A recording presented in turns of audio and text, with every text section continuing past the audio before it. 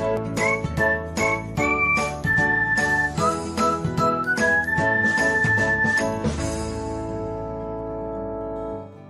everyone, welcome back to another episode of Technologyglance.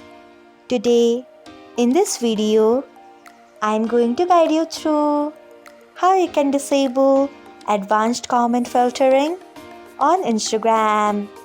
So, let's get started. Firstly, open Instagram app in your device. Then tap on profile icon. Next, tap on three lines icon. After that, tap on settings and privacy. Then scroll until you find hidden words. Next, tap on it. After that, you can see the option of advanced comment filtering. Turn off it by tapping on it. So, this is how you can disable advanced comment filtering on Instagram. Thanks for watching.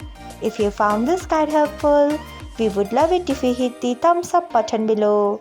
We upload great new tech tutorials like this one every day. So do not forget to subscribe to our channel and hit the bell icon so that you'll never miss another update.